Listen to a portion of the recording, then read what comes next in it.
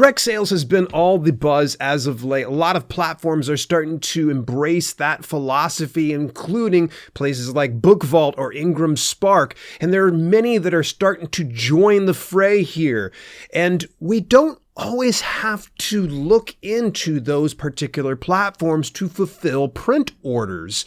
In fact, there are many offset printers that are perfectly capable, and especially if you're running something like, say, a Kickstarter campaign where you're getting the funding ahead of time to get those print runs fulfilled. So with that being said, you're probably wondering what are the options that are out there. And one of the options that I've actually known of for the past few years is through a place called Puffer Print. And I met Jeremy Epstein, about a few years ago. You'll even hear inside this interview with Jeremy where we talk about, like, when did we get connected? Was it prior to the pandemic? It's just become so hazy at this point. But why don't we have a conversation about offset printing and how this might work out for your author brand? Is it for everybody in every walk of life? Probably not. Some newbie authors, maybe it's not appropriate, especially if you don't have an already built-in following. So without any further ado, let's get into this interview about offset printing with Jeremy Epstein of Puffer Print. Jeremy, when was the last time we actually talked? Was that pre-pandemic or was that post-pandemic? All of our memories are a little scrambled around that time frame. Yeah, really. I think we might have been somewhere amidst the pandemic at that point. I think I found you on YouTube. I said, I got to meet this guy. We reached out. We had a nice chat, and we've been in touch more or less since. Yeah, it's really cool to see that you're still, kicking away at it and such. So why don't we just back it up just a little bit? What got you into the business of offset printing? Because obviously Puffer Print, you've been around for a while and you've built quite a reputation in this space. Yeah. Thanks, Dale. So the journey really began, I guess, 2018 or 19. A very good friend of mine from college was in touch, and he said, "Hey, I've been working on this book. I want to get it printed." I said, "Cool. Well, how do you do that?" He said, "I have no idea." So we just kind of did some searching together, and okay, well, how do you find a printer? Here's some options. They all seem pretty expensive, and ultimately we made a pathway by doing, fulfilling his need, right? So we sort of scratched our own itch here, and he sort of enlisted me to help. We found a really good printer overseas, and we teamed up with them, really liked the experience. And after going through this with his first book and then his second book, the entrepreneur in me said, "Hey," his name was Matt. "Hey, Matt, can we just do this for others? I mean, we can sort of automate a few of these things and do some outreach. I'm sure that if this is helpful for you, it's going to be helpful for other people out there." Little did I know that was kind of like the beginning of a whole journey to become Puffer Print. So we did this on a really limited basis, reaching out to some Kickstarter campaign projects. It's where a lot of self-published authors tend to fund their books.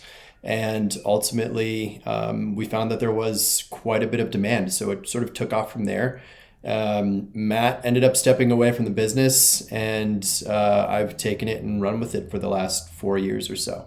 And I think with the offset aspect of it, it definitely speaks to a certain portion of the self-published authors out there. I will be the first to tell you, offset printing isn't necessarily the right solution for everybody.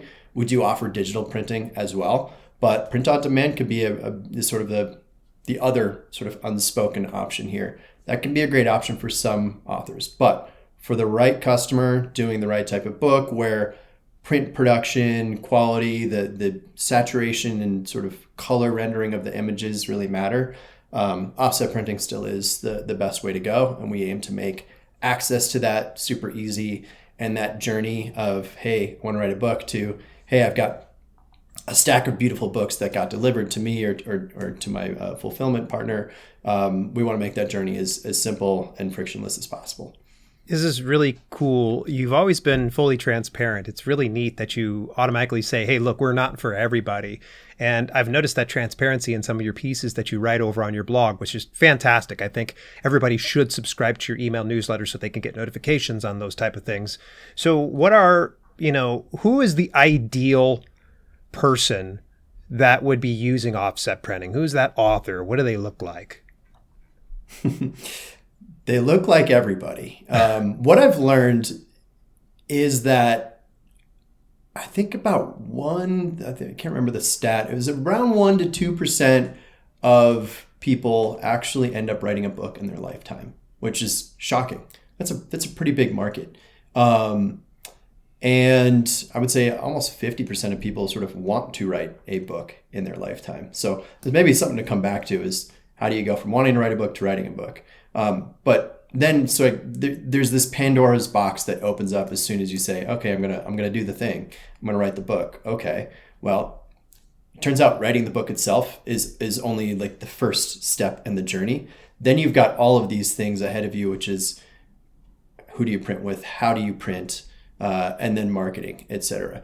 So that how do you print part, that's where we come in, right? And we can give you the options of digital printing, of offset printing, depends on the type of book. But what we tend to find is that for offset printing, because you pay a little more for a higher quality of image, we work probably 90% of what we produce is children's books, followed by art books. So these are all books where the images matter, right? The quality and rendering of those colors matter. And so we end up doing children's books that are, of all different shapes and sizes, from board books, quite a lot of board books, to your typical hardcover, and all manner of soft cover, wire bound, everything in between. But really, that is our sweet spot is the offset printing. What do you think is the biggest challenge for authors when they're first approaching offset printing? Because I know you probably run into some issues on a customer side of things where maybe someone came in with some unrealistic expectations, or maybe they weren't fully prepared for it. Yeah. So I'll say there's probably two aspects to this. One is file preparation and just ensuring that your files are properly formatted and ready to go. We found that this is often a barrier. Like, personally, I'm not savvy with file formatting myself. So we've hired a number of people on our side to say, hey, look, if a customer has images that they've produced, they want to get them ready for print, we can help you do that. For people who are relatively savvy with that type of stuff, it's typically no problem as long as they kind of go through the process as we describe it. So the file prep can be a pretty simply surmountable barrier, right? Like, we have the tools. Just tell us where you are, and we'll bring the tools to you. Whether that's bringing an editor in or a formatter, we have all of that sort of on staff and ready to go. I would say the second part with offset printing, and this is really important to recognize, is when you are doing offset printing, you are ordering books in bulk.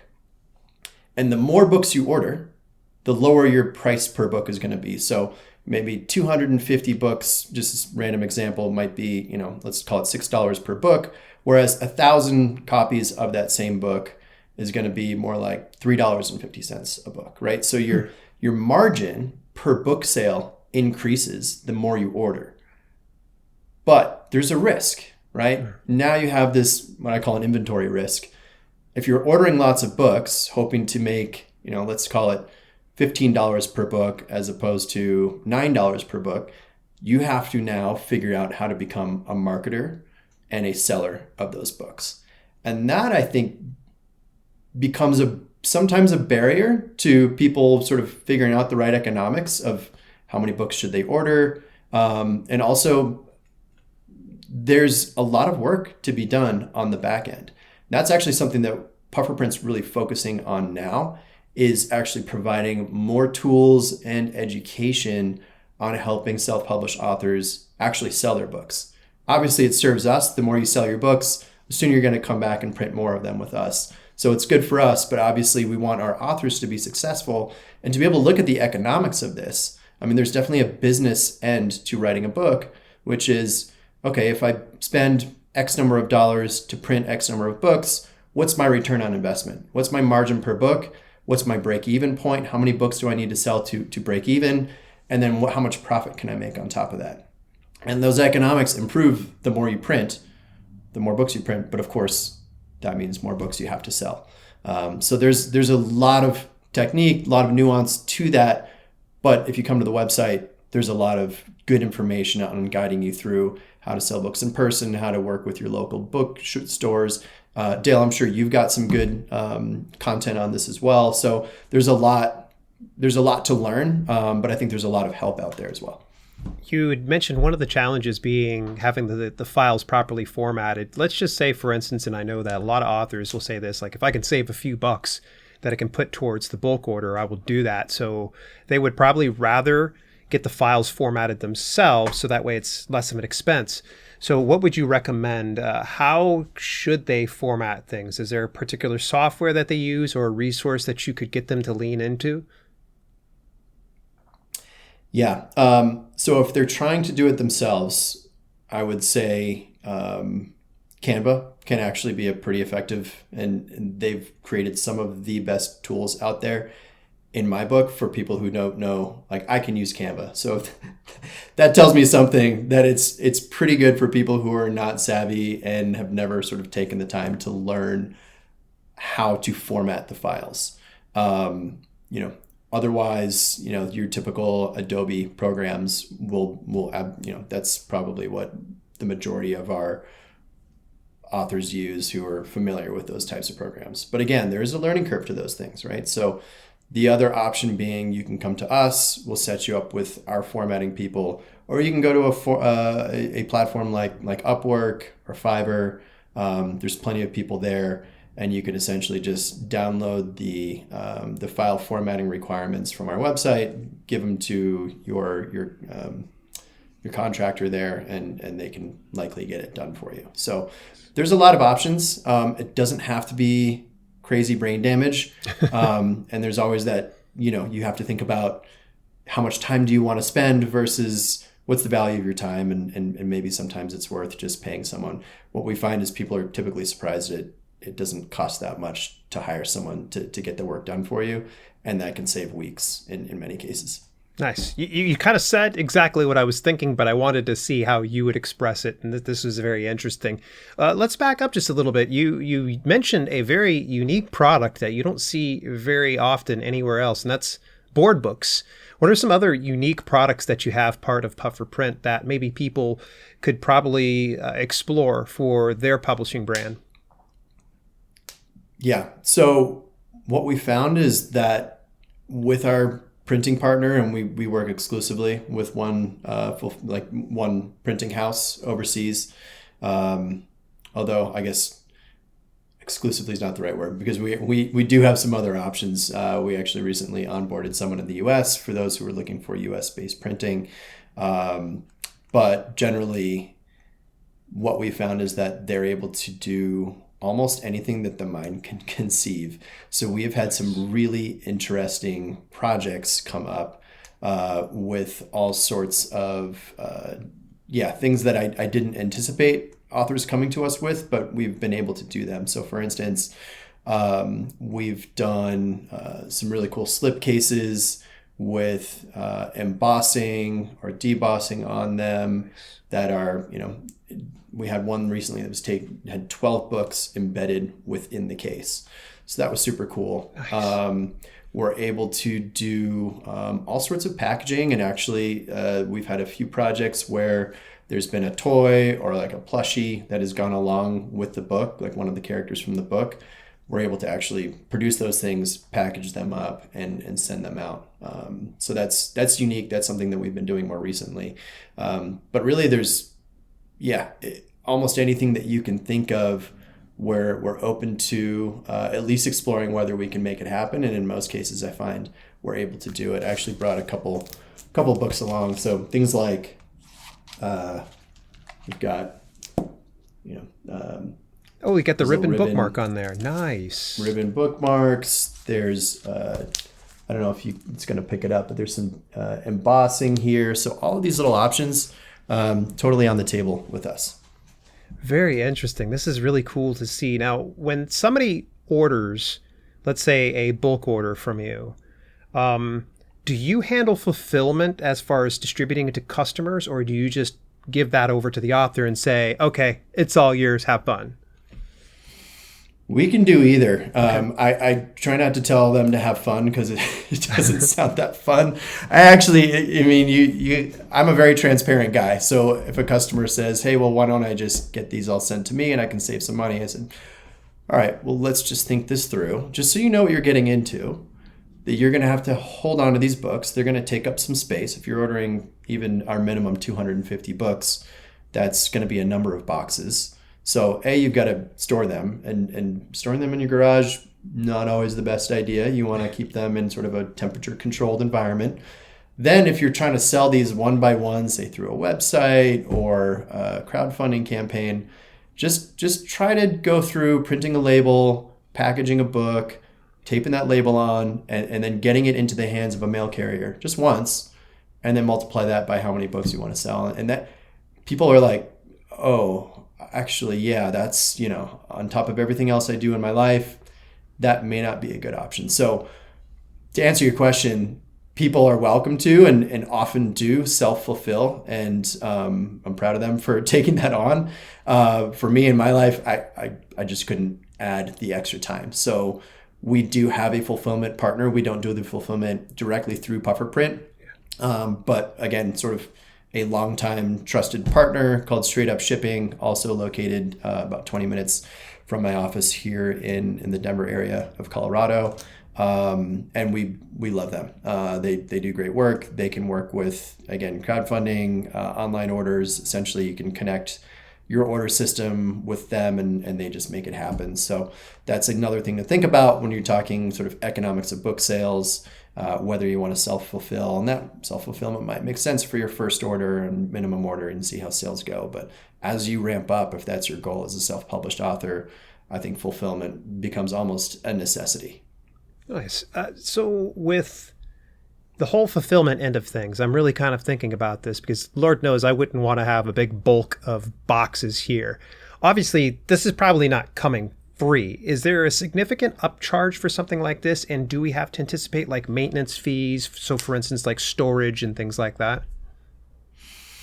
Yeah, that's all part of it. Okay. Right. So, when we connect you with Straight Up Shipping, they'll try to understand your order, obviously the number of orders and where you anticipate those going, whether they're going to be domestic, some overseas.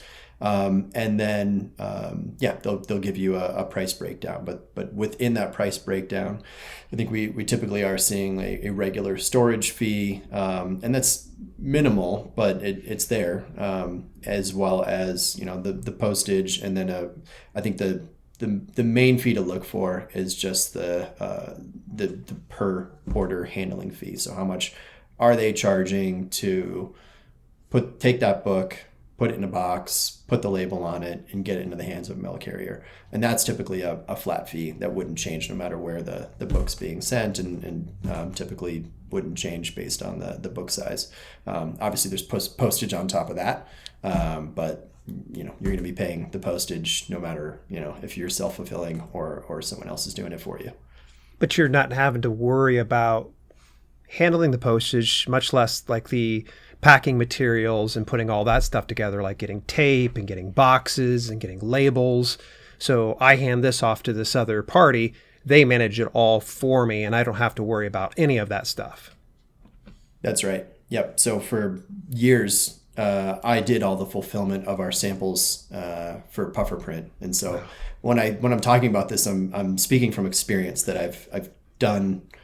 I've gone through many rolls of packing tape over here, and at this point, I'm not doing that anymore. We do handle it in house, but our customer service rep Heather typically handles that now. So Yeah, but once you reach a certain volume, it really just becomes much, it makes more sense to go through the fulfillment option. Nice. Jeremy, we've blasted through time like it's nobody's business, and Lord knows I've got 50,000 questions that could keep us here for the next 2 hours. But let's go ahead and start to wrap up today's podcast. And I want to ask you the question I ask everybody else. What advice do you have for aspiring authors and self-publishers out there? Yeah, I love this question. As an entrepreneur, I will give the same advice that I give to entrepreneurs, which is just start. And it's 2 simple words. Just put pen to paper or open up your computer and just start, because I think a lot of people can spend years in the idea phase. Things evolve so much faster when you actually begin to codify them onto paper with ink. And that's when you've started writing a book. So again, everybody, the stats are like 50% of people want to write a book, 1% to 2% actually get to the point of having written a book. But that first step to go from sort of a wannabe to an actual author, that begins with just take 10 minutes. Just take 10 minutes out of your day, get a pad of paper out, and just start jotting down your ideas or writing a sentence. Doesn't even have to be the first sentence of the book, can be the last one or something that just sounds cool in your head, but just start. That's my advice, and I think a lot can come from that. You've been listening to the Self-Publishing with Dale podcast. Visit us at selfpublishingwithdale.com for more information on how you can level up your self-publishing business.